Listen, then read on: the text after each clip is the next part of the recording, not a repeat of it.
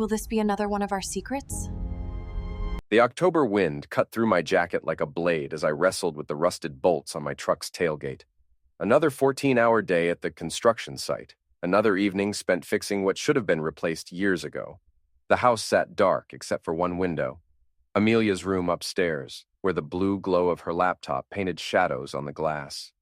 I should have known something was wrong when my 21-year-old daughter came running down the driveway, her face pale as winter moonlight. Amelia never ran anywhere these days, not since she'd started college and discovered that her old man was just another blue-collar disappointment in a town full of them. "Dad." Her voice cracked like thin ice. "Dad, we need to talk." I dropped my wrench into the toolbox with a metallic clang. "What's wrong, sweetheart? You look like you've seen a ghost." She held out a small digital camera, the kind they used to make before smartphones took over the world. Her hands shook so badly I thought she might drop it. "I found this in Mom's car," she whispered. There's something on here you need to see." My wife Marta's silver Honda sat in the driveway, pristine as always. Everything about Marta was pristine these days. Her clothes, her hair, her excuses for working late at Dorsey and Associates, the accounting firm where she'd climbed from receptionist to senior manager in just 5 years. Meanwhile, I was still Jack Morrison, owner of Morrison Construction, a two-man operation that barely kept the lights on. "What kind of something?" I asked, though part of me already knew. You don't live with someone for 23 years without recognizing the signs. The late nights, the new perfume, the way she'd started saying my name like it left a bad taste in her mouth. Amelia's eyes filled with tears. "Just watch it, Dad, please. I'm so sorry."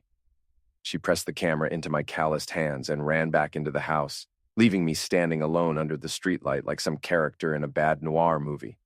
The kind where the husband is always the last to know. I could have deleted whatever was on that camera without watching. Could have pretended I never saw it, never had to know for certain what I'd suspected for months. But I've never been good at lying to myself. That was always Marta's specialty. The camera screen flickered to life, showing a timestamp from 3 days ago. Tuesday afternoon, when I thought my wife was in a budget meeting with her biggest client. The video started in what looked like a hotel room. Expensive furniture, the kind of place that charged by the hour but tried to pretend it was classy. Then I saw her, my wife of 23 years, wearing lingerie I'd never seen before, doing things with a man who definitely wasn't me. Rick Castellano. I recognized him from the company Christmas parties, all slicked back hair and expensive suits. Marta's colleague, who she mentioned maybe a little too often in casual conversation, the guy who drove a BMW and lived in one of those new condos downtown, the ones they built where the old factory used to be. I watched my marriage die in high definition, complete with audio, the things they said to each other, about me, how I was holding her back, how she deserved so much better than that loser contractor, how they were planning to be together as soon as she figured out how to leave him without losing everything in the divorce. The video lasted 8 minutes and 37 seconds. By the end, my hands had stopped shaking and something cold had settled in my chest where my heart used to be. I found Amelia in the kitchen crying into a cup of coffee that had long since gone cold. "How long have you known?" I asked. 2 months, she whispered. "I saw them together at that restaurant downtown, Chez Laurent. I followed them to the hotel. I don't know why I recorded it. I guess I thought maybe I could talk to her, make her stop." "Did you?" She shook her head. "She said it wasn't what it looked like. Then she said it was your fault for not being ambitious enough. Then she said if I told you, she'd cut off my college money." The coffee maker gurgled in the silence. Somewhere in the distance, a train whistle echoed off the empty buildings downtown, carrying freight to places that still had something worth shipping. "Where is she now?" I asked. "Working late again?" Amelia's voice carried enough sarcasm to cut glass. "At least, that's what she told me when she left at 6. I looked at the camera in my hands, then at my daughter's tear-stained face. 23 years of marriage, 2 kids, a mortgage, a business we'd built together back when she still believed in me.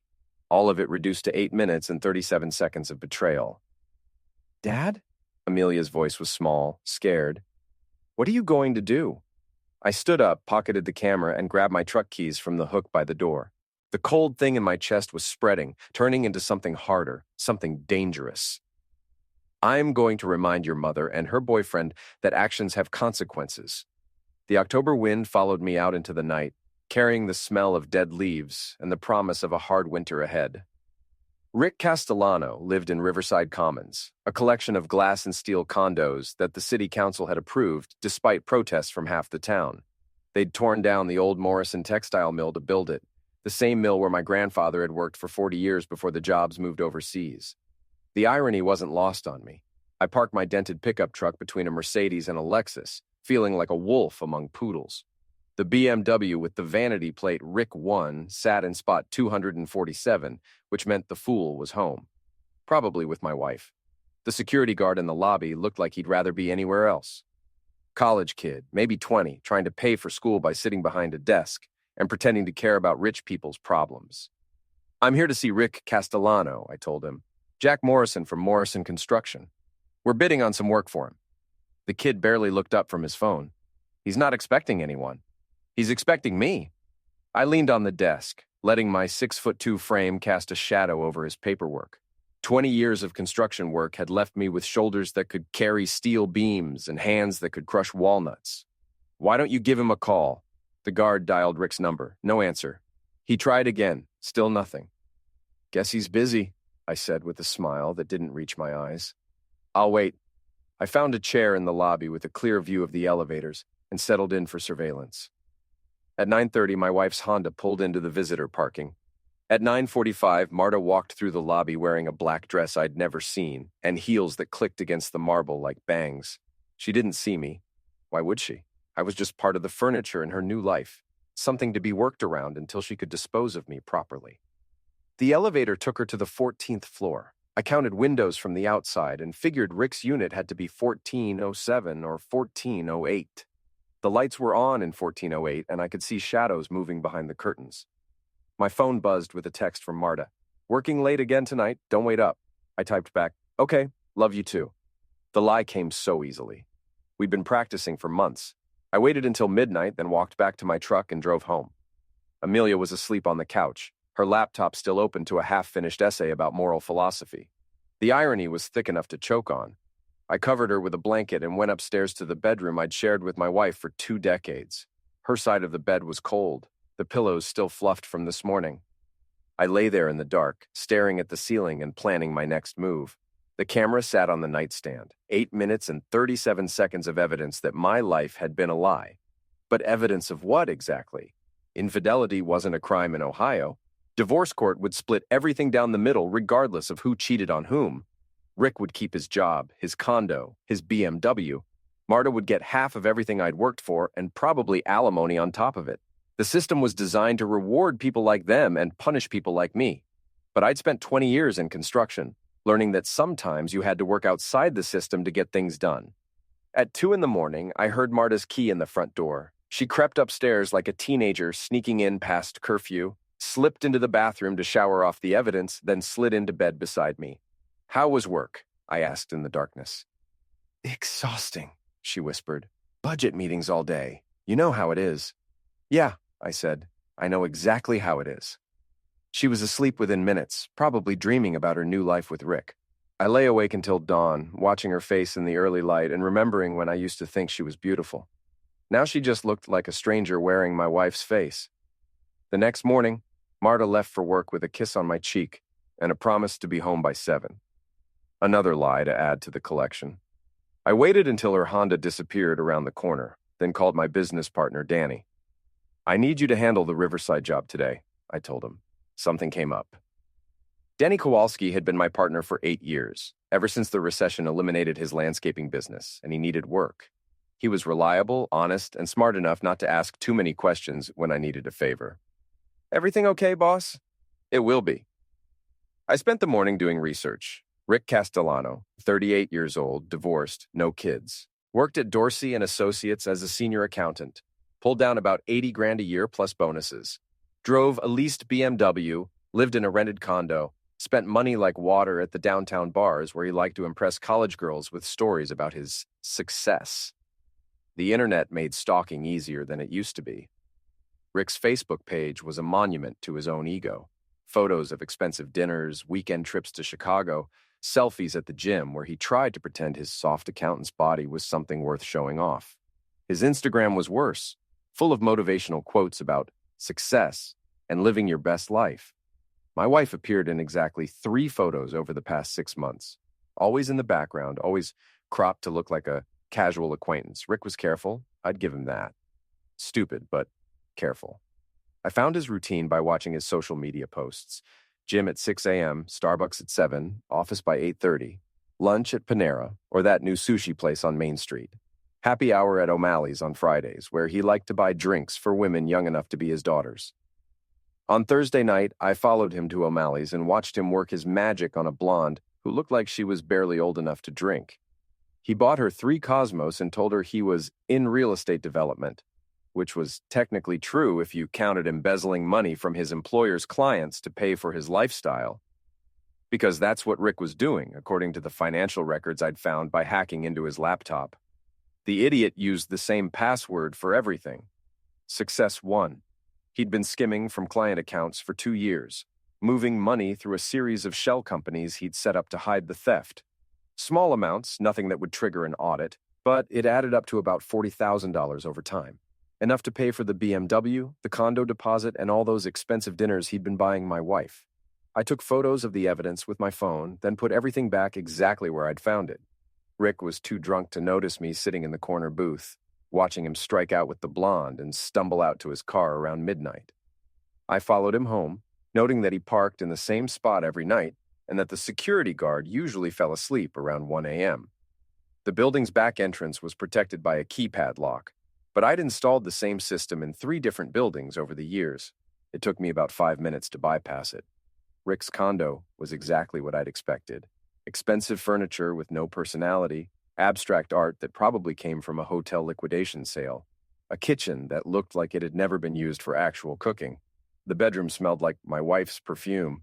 I planted a voice recorder under his nightstand and a small camera behind his computer monitor. Then I went through his closet and found what I was looking for. A shoebox full of photos that Rick was apparently too sentimental to delete. Pictures of my wife in various states of undress. Pictures of them together in hotel rooms, in his condo, in the back seat of his BMW. Pictures that went back 8 months, not the 2 that Amelia had known about. 8 months of lies. 8 months of my wife coming home to me after spending her afternoons with him. 8 months of me being the fool who believed her stories about working late and weekend conferences. I took photos of Rick's photos, then put everything back in place. By the time I left, it was 3 in the morning and the security guard was snoring at his desk. The drive home took me past the old textile mill, now just a vacant lot full of weeds and broken concrete. They'd promised the condos would bring jobs and prosperity to the downtown area.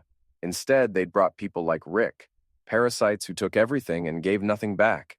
But parasites were fragile things. Apply the right pressure in the right place, and they'd crumble like everything else. I parked in my driveway and looked up at the dark windows of my house. Marta was asleep in our bed, probably dreaming about her escape plan. Amelia was asleep in her room, probably having nightmares about the family she'd watched fall apart. In 12 hours, I'd learned enough to destroy Rick Castellano's life 3 times over. The embezzlement alone would put him in federal prison for 10 years. The photos would ruin what was left of his reputation. The recordings I was about to make would finish the job. But I wasn't interested in justice. Justice was what happened in courtrooms, with lawyers and judges and rules that protected people like Rick and Marta while grinding people like me into dust. I was interested in revenge, and revenge was something I'd have to handle myself. Friday morning brought the first real cold snap of the season. I woke up alone. Marta had already left for work, or what she called work these days. The coffee was still warm, which meant she'd been gone less than an hour. I found a note on the kitchen counter. Working late again tonight, dinner with clients, don't wait up. M. No love you, no miss you.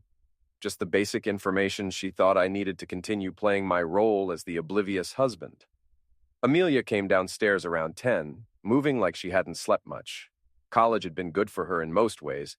She was smarter, more confident, more aware of the world beyond our little town. But it had also taught her to see her parents clearly, and that was a mixed blessing. "Any word from Mom?" she asked, pouring herself coffee with hands that only shook a little. "She's working late again tonight." Amelia's laugh was bitter as winter wind. "Of course she is." We sat at the kitchen table like 2 survivors of a shipwreck, drinking coffee and pretending we couldn't hear the water rushing in around us. "Dad," Amelia said finally, What are you really going to do about this? I looked at my daughter, really looked at her. She had her mother's dark hair and quick mind, but her eyes were mine. Gray-green, like lake water in November. Right now, they were full of worry and something that might have been fear. What do you think I should do? I think you should talk to her. Give her a chance to explain. And if her explanation is that she doesn't love me anymore and wants to be with Rick? Amelia stared into her coffee cup like it might contain answers. Then I think you should let her go. Just like that? Just like that. I reached across the table and took her hand. Her fingers were cold, despite the warm mug she'd been holding. It's not that simple, sweetheart. Your mother and I built a life together. This house, the business, you and your brother. She doesn't get to just walk away from all of that without consequences. What kind of consequences? Before I could answer, my phone rang. Danny, calling from the job site. Boss, we've got a problem. Mrs. Peterson is here, and she's madder than a wet cat. Says we used the wrong color stain on her deck. I sighed. Real life had a way of intruding on revenge fantasies. I'll be right there. I spent the morning dealing with Mrs. Peterson's deck crisis and the afternoon installing cabinets in a kitchen that was bigger than my entire downstairs. Rich people's problems solved with poor people's labor. The story of my life. At 5 o'clock, I parked across the street from Dorsey and Associates and waited. Marta's Honda was in the parking lot, along with Rick's BMW. Most of the other cars had already left. The building was nearly empty. At 6:15, they came out together. Rick had his hand on the small of my wife's back, guiding her toward his car like she was his property. They were laughing about something, probably some private joke at my expense. I followed them to Chez Laurent, the French restaurant where Amelia had first spotted them together. They got a corner table, ordered wine, held hands across the white tablecloth like teenagers on prom night. I sat at the bar and watched them through the mirror behind the bottles. Rick was animated, gesturing with his wine glass as he told some story that made Marta laugh. She looked younger than she had in years, more alive. This was what happiness looked like on her face. I'd almost forgotten. They ordered dinner, shared an appetizer, fed each other bites of dessert. Rick paid with a credit card that probably had my wife's stolen money on it. Marta kissed him in the parking lot before getting into her own car and driving home to lie to me about where she'd been.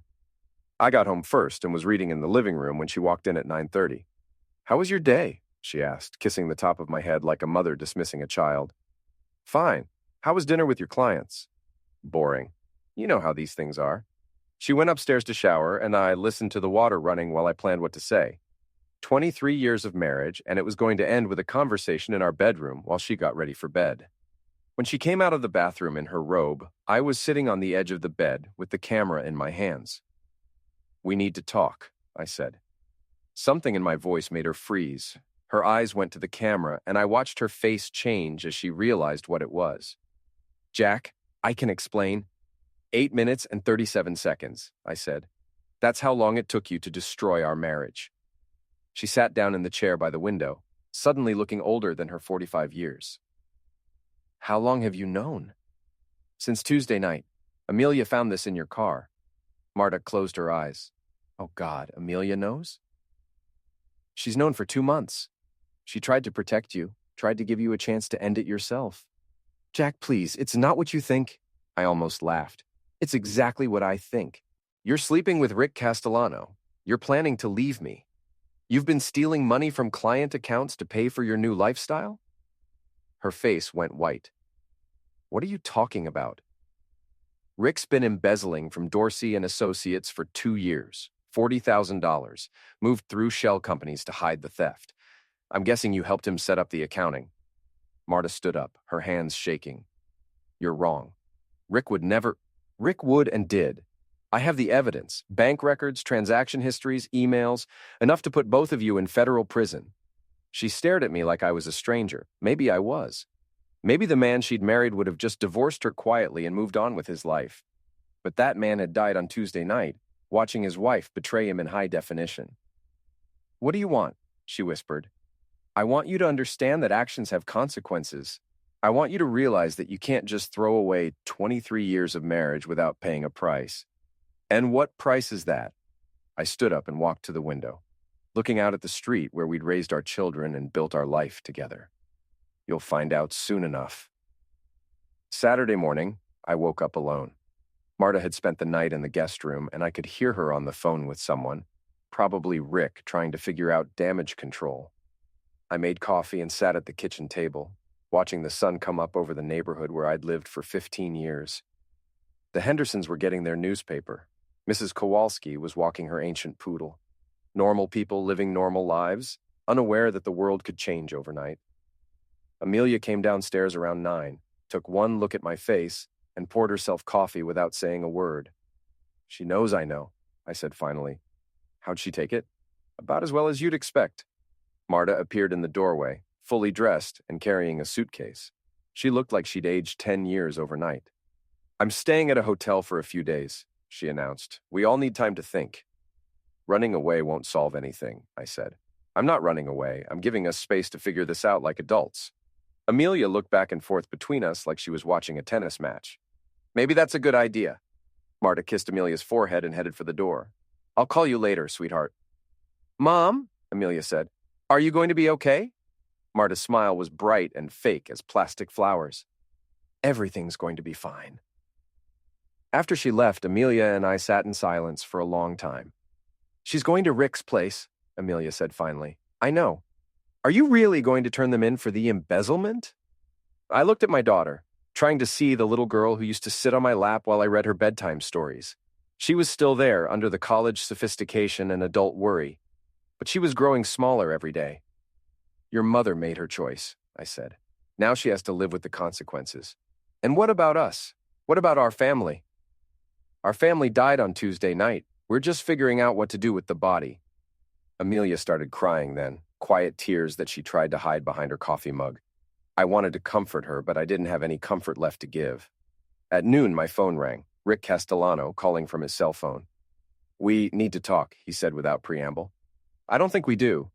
Look, Morrison, I know you're upset, but let's handle this like civilized men." I almost laughed. "Civilized men don't steal other men's wives. It's not like that. Marta and I, we have something real. Something you two lost a long time ago." "Something real? Is that what you call embezzling $40,000 to impress a married woman?" The silence on the other end told me everything I needed to know. "Meet me at O'Malley's at 8 tonight," Rick said finally. "We can work this out." "There's nothing to work out." "There is if you want to see your wife again." The line went dead. I stared at the phone, feeling the cold thing in my chest expand until it filled every corner of my body. Amelia was watching me with frightened eyes. "Dad, what's wrong?" "Nothing, sweetheart. Everything's going to be fine." Another lie to add to the collection. But some lies were necessary, especially the ones we told to protect the people we loved. At 7:30, I drove to O'Malley's. The bar was crowded with the usual Friday night crowd. Construction workers, office drones, college kids trying to look older than they were. Rick was waiting in a back booth, nursing a beer and trying to look confident. I slid into the seat across from him and studied his face. Up close, he looked older than his 38 years, soft around the edges, like a man who'd never done real work or faced real consequences. "Thanks for coming," he said. "Talk? Marta told me about your accusations about the money." "They're not accusations, they're facts." Rick leaned forward, trying to project sincerity. "Look, Jack, I know how this looks, but you've got it all wrong. Yes, I moved some money around, but it wasn't theft. It was investment management for high net worth clients. Perfectly legal. $40,000 moved through shell companies without client authorization isn't investment management. It's embezzlement. You can't prove that." I pulled out my phone and showed him a photo of his laptop screen, displaying bank records and transaction histories. "Actually, I can." Rick's face went pale. "You broke into my condo. I visited your condo. You really should change your passwords more often." He grabbed for my phone, but I pulled it back before he could reach it. "What do you want?" he asked. "I want you to understand that you picked the wrong man's wife to steal." "I didn't steal anything. Marta came to me. She was unhappy, neglected, married to a man who couldn't see what he had." "And what did she have, in your expert opinion?" "Intelligence, ambition, beauty, everything you were too stupid to appreciate." I nodded slowly. "And now she's your problem instead of mine." "She's not a problem. She's the woman I love." "You love her $40,000 worth?" Rick's jaw tightened. "The money has nothing to do with this." The money has everything to do with this. You're a small-time embezzler who seduced a married woman to make himself feel important. When the FBI finishes their investigation, you'll be lucky to get 10 years instead of 20. You're bluffing. I stood up and dropped a 20 on the table. Call the federal prosecutor's office on Monday morning. Ask them about the evidence package they received today regarding financial crimes at Dorsey and Associates. Rick's face went white as paper. You son of a witch. You made your choice when you decided to destroy my family. Now you get to live with the consequences. I walked out of O'Malley's and into the cold October night. Behind me, I could hear Rick shouting my name, but I didn't look back. The first part of my revenge was complete. Now came the hard part. The FBI arrived at Dorsey and Associates on Monday morning at 9:15. I know because I was parked across the street, drinking coffee from a thermos and watching federal agents carry boxes of evidence out of the building where my wife had worked for 5 years. Rick came out in handcuffs at 10:30, looking smaller than he had on Friday night. The local news crew was there to film his perp walk, and I made sure to get a good photo with my phone. Marta came out 20 minutes later, not in handcuffs, but flanked by 2 agents who escorted her to a black sedan. She looked straight ahead, refusing to acknowledge the cameras or the growing crowd of onlookers. My phone rang as the FBI convoy pulled away. Amelia calling from her dorm room. Dad, it's all over the news. They arrested Rick for embezzlement. I saw. What about Mom? She's not under arrest, but she's definitely a person of interest. The FBI will want to know how much she knew about Rick's activities. Did she know? I thought about the question for a moment. Marta was many things. Unfaithful, selfish, dishonest. But she wasn't stupid. She had to have known where Rick's money was coming from. Yeah, I said finally. She knew. Amelia was quiet for a long time. What happens now? Now we wait and see how deep the hole goes.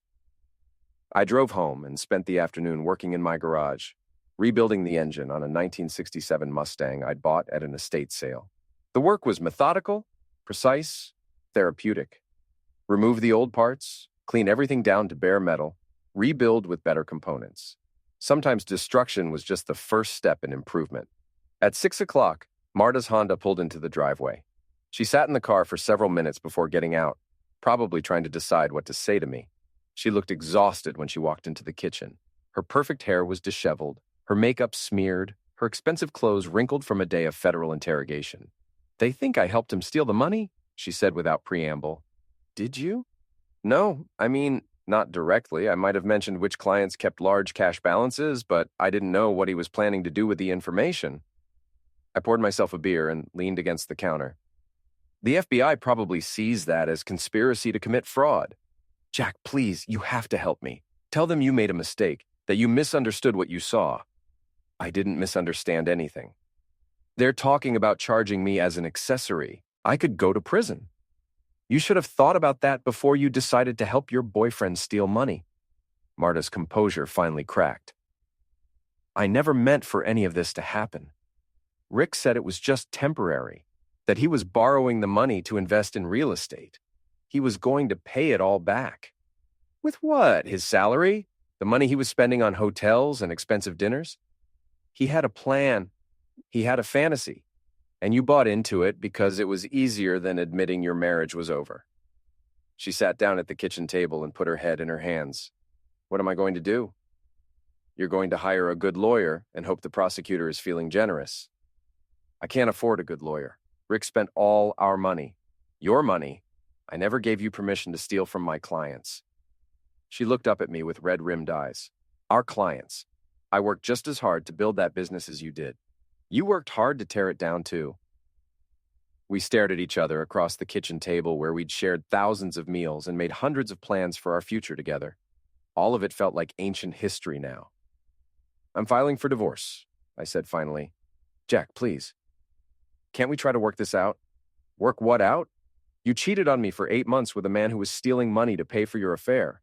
You lied to me, to our daughter, to everyone who trusted you. What exactly is there to work out? I made a mistake. You made a choice. Every day for 8 months, you chose Rick over me. You chose lies over truth. You chose his stolen money over our family's reputation. Marta started crying then, ugly sobs that shook her whole body. Part of me wanted to comfort her, to hold her and tell her everything would be okay. But that part, was getting smaller every day. "Where am I supposed to go?" she asked. "I can't stay at Rick's place. The FBI seized all his assets. I don't have any money. My job is gone. You can stay in the guest room until you figure something out, but this marriage is over."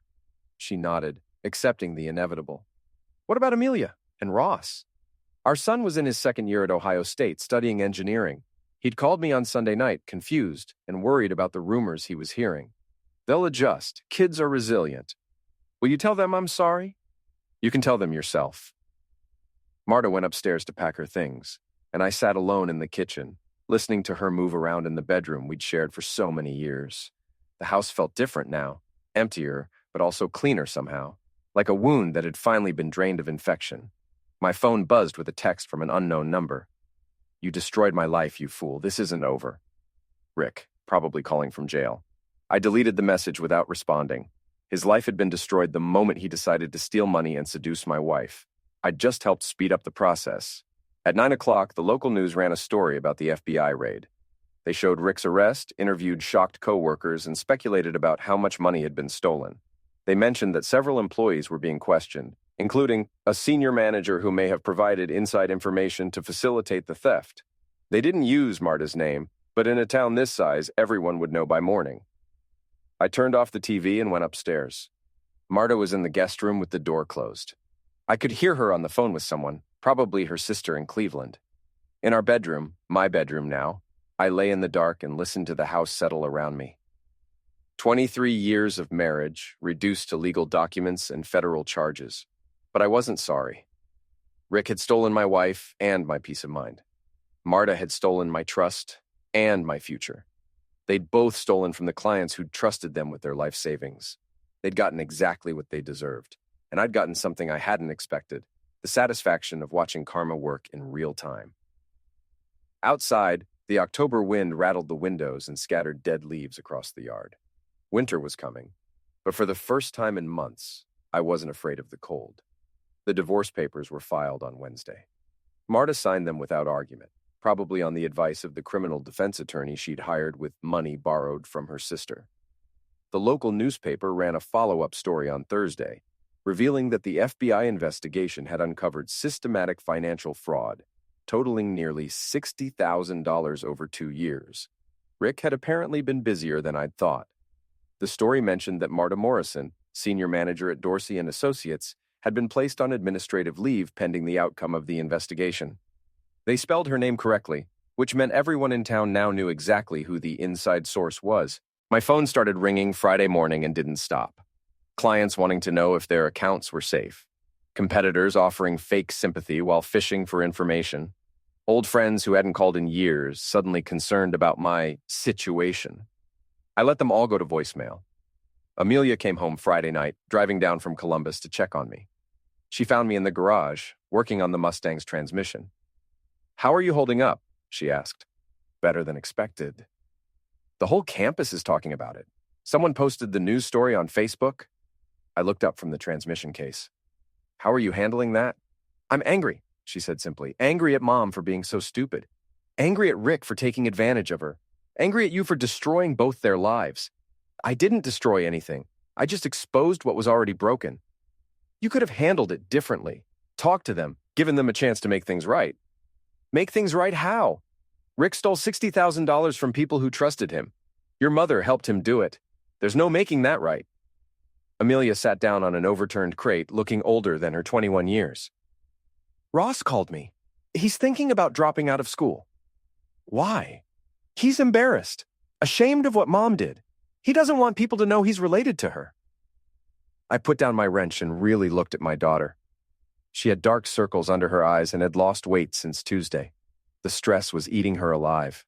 "Your mother made her own choices," I said. "You and Ross don't have to pay for them. But we are paying for them. Every time someone looks at us, they're thinking about what she did, what our family did. Our family didn't do anything, she did. You turned her into the FBI. I turned in a criminal to the FBI. The fact that she happened to be my wife doesn't change what she was." Amelia started crying then. Not the angry tears from earlier in the week, but the exhausted sobs of someone who'd been holding herself together too long. I sat down beside her and put my arm around her shoulders. She leaned against me like she used to when she was little, and the world seemed too big and scary to handle alone. I know this is hard, I said, but it's going to get better. When? I don't know, but it will. We sat in the garage for a long time, surrounded by the comfortable smell of motor oil and the familiar weight of tools and machinery. Outside, the world was full of complications and consequences, but in here, everything had a purpose and a place. Dad, Amelia said finally, do you still love her? I thought about the question for a long time before answering. I love who she used to be, the woman I married, the mother who raised you and Ross. But that woman disappeared somewhere along the way. What if she comes back? What if she gets help and tries to fix things? Then I hope she finds happiness, but not with me. Amelia nodded, accepting what I'd been trying to tell her all week. Some things, once broken, couldn't be repaired. Some betrayals were too deep to forgive. Saturday morning brought news that Rick had been denied bail. The prosecutor had convinced the judge that he was a flight risk, given the amount of money involved and his lack of community ties. Marta was still free, but her passport had been confiscated, and she'd been ordered not to leave the county. She was staying at a cheap motel near the highway, paying by the week with money her sister had wired from Cleveland. I saw her at the grocery store Saturday afternoon, looking lost in the cereal aisle like she'd forgotten how to shop for herself. She'd lost weight too, and her hair needed washing. The expensive clothes had been replaced with jeans and a sweater that had seen better days. She saw me watching her and walked over, pushing her cart like it weighed 1,000 pounds. Jack, she said, how are you? I'm fine. You? Scared, confused, broke. She attempted a smile. Other than that, great. Have you talked to a lawyer about a plea deal? She says the prosecutor might be willing to negotiate if I cooperate fully, testify against Rick, provide evidence about how the scheme worked. And if you don't cooperate, 5 to 10 years as an accessory to fraud. We stood there in the cereal aisle, two people who'd shared a life for 23 years, talking like polite strangers. I'm sorry, she said finally, for all of it, for Rick, for the lies, for destroying our family. I know. Do you think you'll ever be able to forgive me? I looked at her face, searching for some trace of the woman I'd fallen in love with 25 years ago.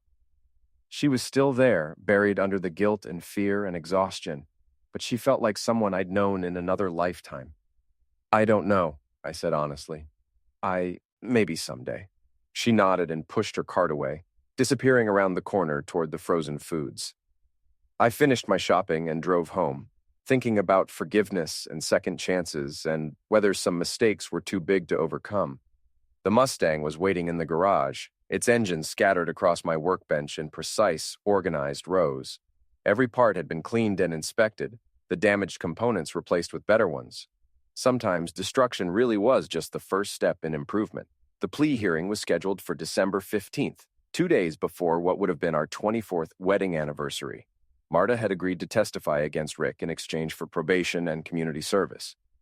Rick's lawyer had tried to negotiate his own deal, but the prosecutor wasn't interested. $60,000 was too much money, and Rick's attitude during questioning had been too arrogant. He was going to trial, and he was probably going to prison for a long time. I didn't attend the hearing, but Amelia did. She called me afterward from the courthouse parking lot. Mom looked terrible, she said. Thin, pale, like she hadn't slept in weeks. How did she do on the stand? She told the truth, all of it. About the affair, about giving Rick information about client accounts, about knowing the money was stolen. And Rick? He kept staring at her like he couldn't believe she was testifying against him. When the judge asked if he had anything to say, he called her a liar and a slut. I winced. Even after everything that had happened, hearing that Marta had been publicly humiliated still bothered me. The judge gave her 3 years probation and 500 hours of community service, Amelia continued.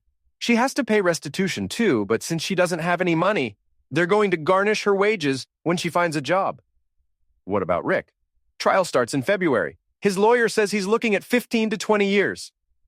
After we hung up, I sat in my kitchen and tried to figure out how I felt about it all. Justice had been served, more or less. The money would be repaid eventually. Rick would spend the next 2 decades in federal prison, thinking about the consequences of his choices. But I didn't feel satisfied.